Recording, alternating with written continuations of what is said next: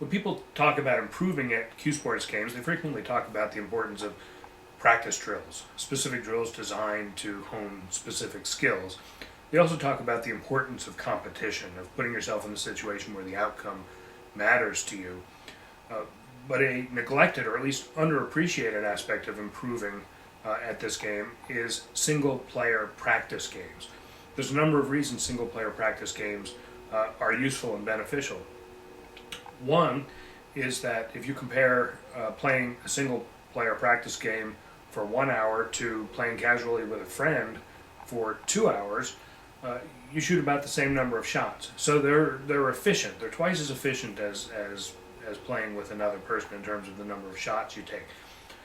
Another reason is that if you play single player practice games, you can keep records and keep track of your progress and keep running averages and so forth. So you can actually see whether you've improved in the last 6 months or the last year. That's a surprisingly difficult question to answer otherwise.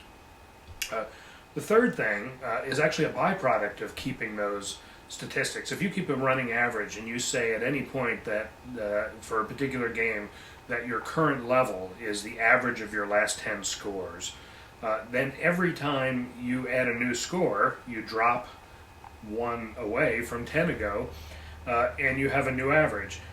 You will find that it's surprisingly a lot of pressure each time you play. You can develop that pressure for yourself, and in that sense, it simulates competition. So if you miss an easy shot, you'll be kicking yourself. And if you get far into a game and you find that you're approaching your maximum score, that's a lot of pressure and excitement, just like you would find in competition as well. So that's another reason that these are useful things to do. Wouldn't it be nice to have some sort of drill or practice game that you could do on your own and get a score and see where you fit relative to other players? I'd like to introduce you to a single-player practice game called FARGO. And like other single-player practice games such as Equal Offense or Hopkins Q Skill or billards, FARGO consists of 10 innings or frames. The maximum score in each inning is 30, so the maximum score per game is 300. And the basic idea is this. You start with an open break, like an 8-ball. Then you spot any balls that go in on the break, and you start with cue ball in hand any place on the table. In the first phase of each inning, called the random phase, you hit in balls like in straight pool, in absolutely any order, and you get 1 point per ball. At any point during the inning, with any number of balls left on the table, you can choose to switch from the random phase, where you get 1 point per ball, to the rotation phase, where you get 2 points per ball. Once you switch to the rotation phase, you can't go back, and you just have to hit in the remaining balls in rotation order. So if you're playing by yourself, you would put a coin on the rail. When the coin is heads up, you're in the random phase. Then when you want to switch to the rotation phase, you switch the coin to tails up. I'll use this block of wood here. When I'm in the random phase, I'll put it like that. When I'm in the rotation phase, I'll put it like that. So let me just run through an inning or so to give you an idea of what the game looks like. There's no penalty for a scratch on the break, so you may as well just hit them hard. And if any ball goes in on the break, you would spot it. So because you start with cue ball in hand any place on the table, you may as well try to deal with problems right away.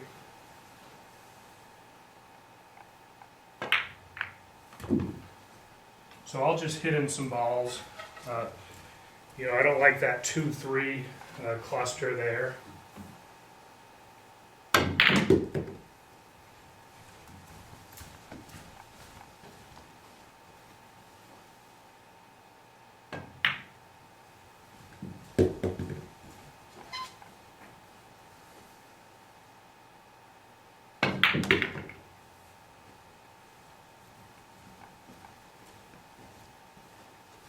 Actually, I think the 2 goes on the side.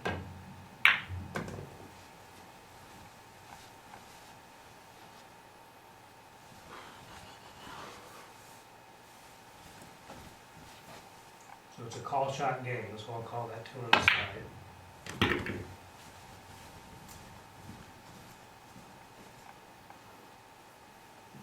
15 on the side.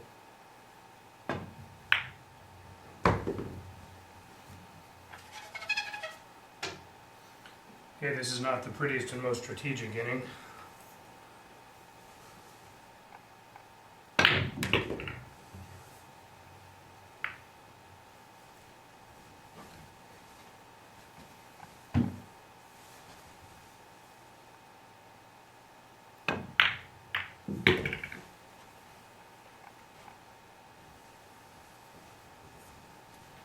Okay, the 4 is in a unfortunate position down here, but I'll try to switch to rotation now anyway. So there's 1, 2, 3, 4, 5, 6 balls left on the table, so I have 9 points in the random phase, so I would mark down 9 someplace, and then I would indicate that I'm switching to rotation. And I get 2 points per ball from here on in.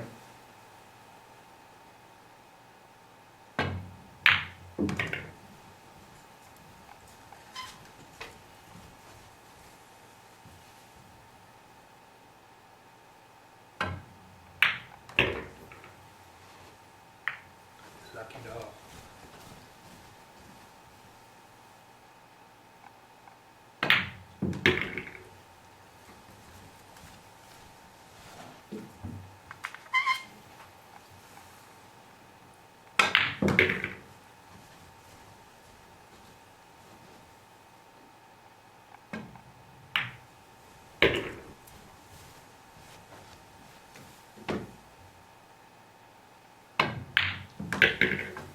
Okay, so that's 9 points in the random phase, and then 6 balls in rotation phase. So that's 12 points in the rotation phase. So that's 12 plus 9 is 21 points for the inning. There's a rating system that's been developed for Fargo. To see where you fit on this scheme, you really have to play about 10 full games and average the results. But one of the really unique features of Fargo as a single-player practice game is that it really does just as good a job separating, say, Shane Van Boening from a lesser pro as it does separating a average league player from a lesser league player. And the reason for that is that the game is progressive in nature. That is, a better player can choose to switch to rotation earlier and thus make it effectively a harder game for better players. And this is not the case for most practice games, which if they're challenging for a league player would be a piece of cake for a pro, or if they're challenging for a pro would be just way too difficult for an average player. The official rules to Fargo can be found at the following website, www.pro9.co.uk. Fargo was invented by me in 1999. The official rules to Fargo were written by Ron Shepard. The rating system was proposed by Ed Mercer, who ran Playpool.com at the time and actually ran several online Fargo tournaments.